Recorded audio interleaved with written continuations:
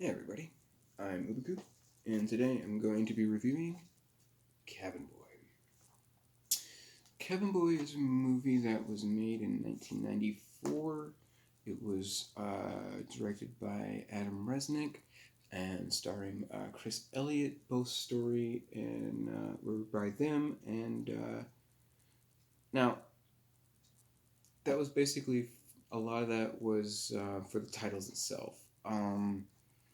It started off actually as a movie that was supposed to be a sequel to PB's Big Adventure, um, with directed by Tim Burton, but he actually had another movie that he wanted to do, so he moved away from this and did the other thing. Um, he passed along to these guys who continued on with the film. There's a lot of influence actually by Tim Burton in the film through the score. A lot of it reminds me of Beetlejuice a little bit and Batman Returns. Batman 2 from '89, I think. And it's a. I'm gonna put a link in the description to the 25th anniversary and Q&A that actually they did.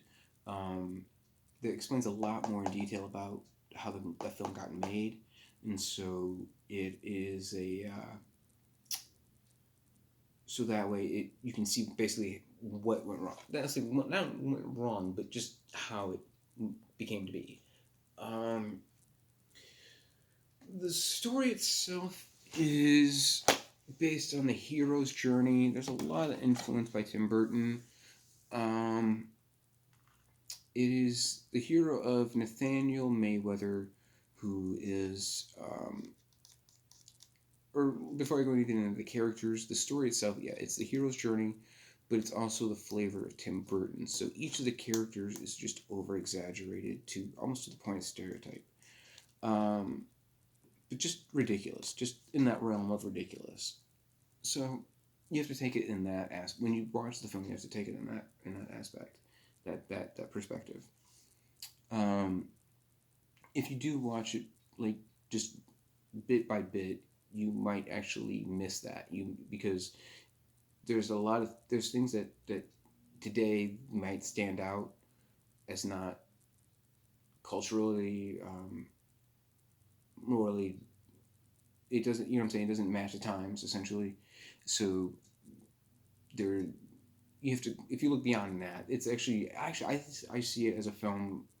I think Tim Burton's idea of this film was um, kind of a symbolism for class, where each of the people in different classes are just an archetype of what they actually are, just an over exaggeration of what they actually are.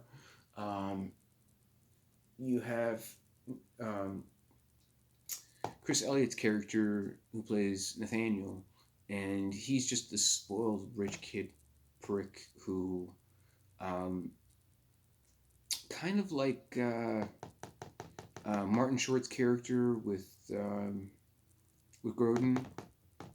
I just talked about him with my last review with Dave.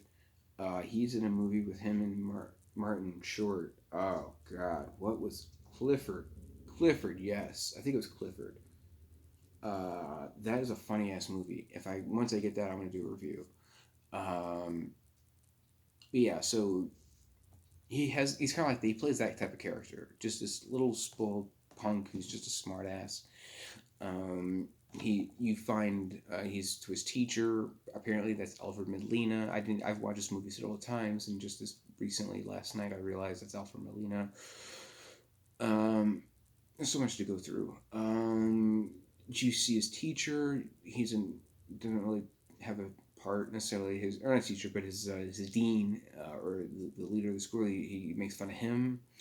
Um, he knows that he's going to be going off to a cruise before he starts working for his dad, and like it's kind of a pleasure cruise or a leisure cruise.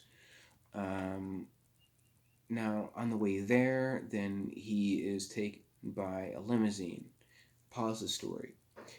The, there's no time frame specifically about the film. The movie starts off supposed to be kind of in the real world, but it's kind of like presented as in like the old 1800s almost, like just this over exaggerated, uptight, fancy lad. You know, he's a fancy lad. He's the yeah, just privileged, just what you would picture privileged as being, right? Just money and never having to work anything for his life and all that. So each of these characters you go through are like that, but for their place. Um, oh, I was going to talk about the time. So the time is about it's confusing because the characters of the film in the hero story they play it fantastically, as in they have monsters and flying cupcakes um, and Shiva, giant uh, giant guys, shoe salesmen. The characters are ridiculous. They're crazy. They're just out there, not like necessarily bad. Or I'm just saying they're in the fantastical realm. You know what I'm saying, of the normal. And the further you go into the movie, the more fantastical it becomes. So I think that's by design. I'm pretty sure that's probably Tim Burton what he was looking for in the film.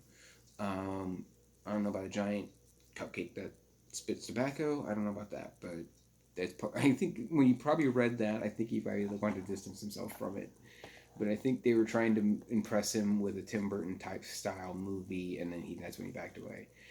Um, so he goes on in the limousine from there, and he gets kicked out of the limousine. He has to go walking. There's a funny joke about that. He comes across to a fork in the road. The fork on the road's got a sign, and on the sign it's got like the name of this small fishing village. Then it's got an arrow pointing to this way, and beneath that it has the sign for the cruise that he has to go to. I think it was like the Queen Catherine or something like that. So he he goes down the one road that's showing this way. Now, beneath the last sign, there's a cow standing in the way of the rest of the sign. And then, of course, the cow walks away, and then you see the sign to Queen Catherine the other way. At the fishing village, which looks a lot like the village from Thor and Endgame. I don't know if it's the same town, but it looks similar. From there, this is where you first meet David Letterman as a cameo. Now, this comes from the director who was actually working for David Letterman previous to the film at some point. And of course, that's probably how he knew Andy Richter as well, working at NBC and such. Um, David Letterman ribs at him and, recognizes that he's a fancy lad and, like, calls him adorable and cute and just, gives him great jokes from Letterman. Um, Chris Elliott asks him, like, hey, do you know where the Queen Catherine may be, and can you help me out? Yeah, just go down to the docks there. You'll find it. That's when he gets to the docks. He meets Andy Richter. Andy Richter is playing the cabin boy initially for the ship that he goes on. Now, the ship is called the Filthy Whore. um, the Of course, Chris Elliott says that he knows the captain and that he should know the captain because his daddy gave him his job. This convinces Andy Richter to let him on the boat. Andy Richter and all these people, like, they see his character as so privileged as just this rich white woman debutante, essentially. Just this, that's who they see him as, and it's this running joke in the film. I can see how that can be, how people can see how that's offensive and everything nowadays. And I'm not gonna say anything about that. I'm just saying what it is. But I think it is funny the way they play it off.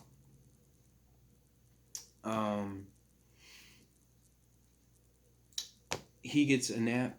Um, uh, Nathaniel Mayweather actually takes a nap in the boat in the captain's cabin.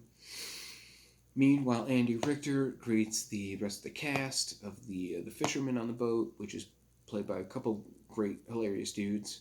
You got the captain, who's played by Rich Brinkley. I don't remember a lot of stuff he was on. He was in a movie with Tom Hanks back in the 80s, The Man with One Red Shoe.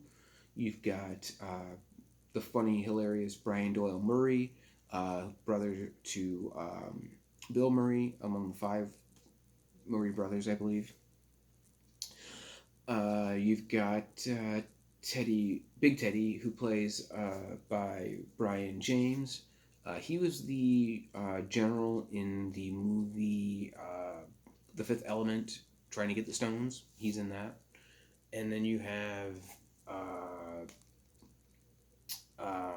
Paps, who was by James Gunham, or Gumman, excuse me, Gumman, Gumman, and he's from Major League. He's the coach in Major League 1 and 2. So yeah, these funny, hilarious dudes. They are fishermen on this boat. Now, when Chris Elliott gets there as Nathaniel, he thinks that the cruise ship is basically a theme cruise ship, like a theme restaurant. So he doesn't realize that throughout the whole first part of that when he arrives. So when the fishermen get back to the ship, Andy Richter tries to tell him about it. Tries to say, "Hey, there's another guy in the boat." They don't believe him. They just scuff him off because he's kind of an idiot, and so they all get drunk. Later that night, the captain goes back to his bed where Chris Elliott is sleeping, and when he's sleeping, he actually gets to snuggle up next to him. They hold it.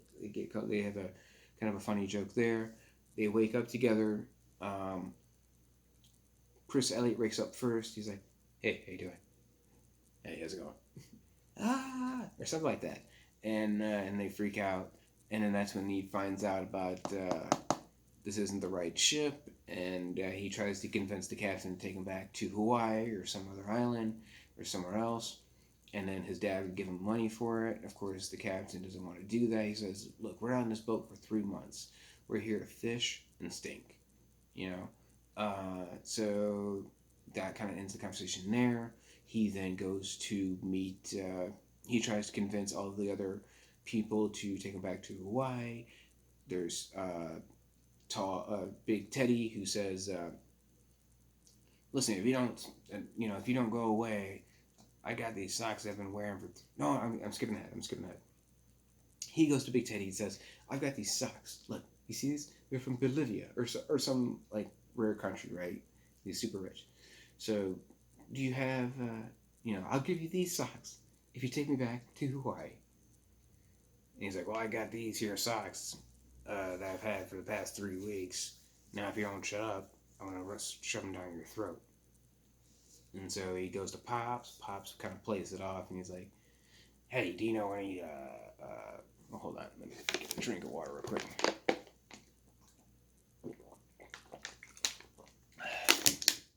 And then Pop goes, "Do you know any, fisherman's Latin? Bachinga, gatunga, da dinga," or something like that. That means, I get to kiss the girl. He says something else like, "Bachinga, baboga." And then he does the third thing. He's like, "Batunga, da dinga. You know what that means. Yes, you do. Yes, you do." Right? It's like, has the whole world gone mad? It's just, he plays it off hilariously.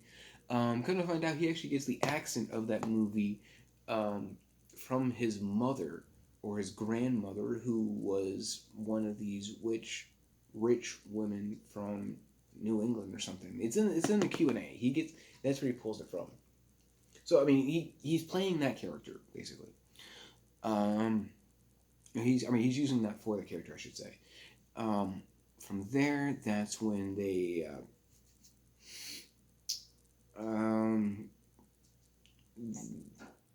there's a storm. There's a storm because he tries to convince Andy Richter to change the boat, and of course Andy Richter's like, "I'm great at maps," and so he changes course, and they take him to a storm. While they're sleeping, they all wake up. In the scuffle, that's when Andy Richter gets hit off the boat. He is it's kind of a comedy ending, and he's like, "Tell them to remember to do something on Tuesday," and then he just kind of floats into the water and just dies. You didn't see him die; he just floats into the water and takes off. From there, he becomes the new Chris Elliott. Nathaniel Mayweather becomes the new cabin boy. Now they hate him because he's super annoying, obviously, and so they make up all these stupid chores for him, like cleaning the deck of the ship with his tongue, and they just try to fix something else. He pulls a nail out of the main pole of the sail, and the whole thing falls over. He then he does all this stuff to just screw up, right?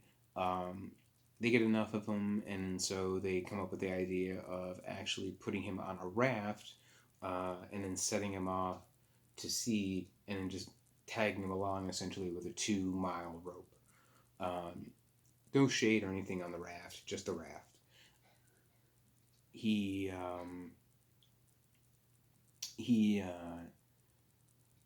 basically gets heat stroke in the sun from being out in the raft for like a week. This is where he sees the cupcake and Andy again as Kenny, that's his name. So he falls into the ocean. He meets Chalky. Now Chalky is a half man, half shark who you find out later after he comes back onto the boat about Chalky. But you just see him as a half shark, half man dude. And this is where it starts getting into the fantastical about you see it throughout the film, the artistic style, like the sun. You see the sun glaring on him, and then the sun becomes a character. The wind becomes a character. It's like just the tale of the old mythos of sailing and things like that. It's supposed to be a Pee-wee adventure. I'm gonna skip ahead. This is where he starts meeting Trina. She's actually floating in the water. He actually thinks that she's dead. Tries to save her, and then he greets her, "Good day, my lady," or something like that, and then she punches him in the face. Her character is very driven or very strong-willed, which is I think is great. Working class woman of the day. So like they explain that later on in the day of the story. She actually sleeps up in the crow's nest up at the top, and they get to talking, and she gets to explain her backstory about how she was she works in the factory since she was 9, and she became a swimmer, and then the reason why she was out in the ocean was that she was actually on her way to breaking the world record for swimming from Maryland to Maryland without interference, and of course her being picked up by the boat is going against the rules, so she gets pissed at him, and so so from there, then overnight, then the next day they have to go through the Devil's, or what was it? Let's see here, Hell's Bucket. That's right. They go through Hell's Bucket. It's like a Bermuda Triangle like area, right? And so they go through Hell's Bucket, and at Hell's Bucket, the weather changes. It's all like snowy, and like there's icebergs everywhere. This is where they meet the snow monster, and they actually defeat him from a previous joke in the film with a cup of coffee, and then so they spray the coffee at the water monster, and he melts, and then that's how they beat him. The next day, that's when they start making fun of him by him dancing, and he's just going along with it, and they're playing the organ, and they're throwing cans at him and everything. She actually comes to his defense, Trina. He's a human being and all that, and sure, people make mistakes about screwing up with the with hitting the icebergs and stuff. That was a funny joke on the previous day. So she's and he says something along the lines of, "Well, funny you should mention mistakes because I actually had the mistake of throwing your diary in the furnace this morning." And she's like, she gets super pissed at him. "I've been keeping that diary for 15 years, you ape." And then she throws him back on the stage, basically, where they, it's like, "Dance, you ape, dance."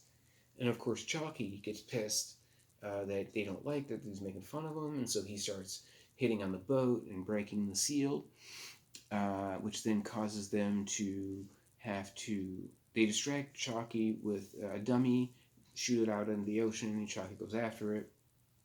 They have to go land on a nearby island. It's kind of like Skull Island, um, where they're on the island. Now, during this time where Trina actually gets on the boat, Nathaniel develops a crush on her. So he asks the captain and Skunk Brian Doyle-Murray about, how can he get her to like him and everything. And so they have a great idea to get him away, so that way they said, yeah, go across the island and there's this woman there that'll help you out. She'll make a man out of you, essentially. Um, so he takes off, and then meanwhile, they go back to the ship and take off and leave him stranded on the island. Her, too, as well. So from there, I think they take. I don't remember if they take her or not, but anyway. So Chris Elliott takes off into the woods, and you see him climbing up on the mountain, and eventually he gets to the cave, and in the cave, that's where you meet what's her name, the Kali. The Kali is the chick with the 6 arms. She's all blue and everything, and she's there, I guess, to basically deflower the sailors, to become men as they get older. They play it off. As like a lowly housewife later in the film. They have this funny joke between them. I don't want to get bogged down in the specifics, but she asks him about riddles, and he has this great response about, like, one of the riddles was, what does the moon say to her daughters, or what gratiate her daughters with? And he has this great explanation of, well, if the moon was a refined lady, and I'm sure she is, I'm sure she would present her daughters with some sort of gift or something, and then they would be off to the shop and that sort of thing, and brunch, and just have a day of it. And she's like, right. But it was just this great fucking back and forth. She deflowers him, of course, and then he becomes a man. He has a funny scene coming out of the cave. He's like, "These pipes are clean, are clean, are clean." He goes all through it, right? And he goes back to Katrina. Of course, he's super confident now, and she totally picks up on it, and she obviously states it in the film. She's like, "Oh, you look so confident and manly, and not the weakling you once were." He's like, "Yes, I know. Yes." Yes. And so he just plays it off. That's funny. From there, they find out that they leave. They found out that the crew left them there. Meanwhile, there's a giant dude who's being played by Mulligan, Mike Starr, and his name is Mulligan. He's just a giant dude, like 60-foot dude, who's married to Kali, and he plays this shoe salesman who opened up shop on the mountain on the other side, like, because he didn't want to, like, just live as an ogre, I guess. And so, like, they've got a odd marriage, and so she admits that, like, she was lonely and, being there all by herself and everything. And he's like, "Damn it, you promised not to do that after we were married." Just the standard bullshit. Like, you get where they're coming from, but it's played as a joke, obviously. Like, that couple, and that's how they're playing it as. Mulligan actually then thinks that Chris Elliott's on the boat, but he's not there yet. Now, in order for Chris Elliott to save them, Trina actually is, like, overhand swimming through the water while he's riding on top of her like a dolphin. It's just ridiculous. Um, yeah, so he saves the day. They meet up in Hawaii. It's a funny film. I'm skipping the end essentially. But from there, he yeah. So there's this funny scene at the end where it's kind of like the Wizard of Oz ending essentially that they played as. And then finally he goes back to his dad, who's super rich, and then he rebels against his dad. He wants to go back out to the sea. He then gets back with her, and then they swim back out the same way with the dolphin look, and out to the boat. And so that's the end of the movie. From there, then I'd give it a C if I had to grade it. Um, that's pretty much my review on it. If you like and subscribe, like it, hit the like button, subscribe, all that fun stuff, and notifications. You guys have a good one.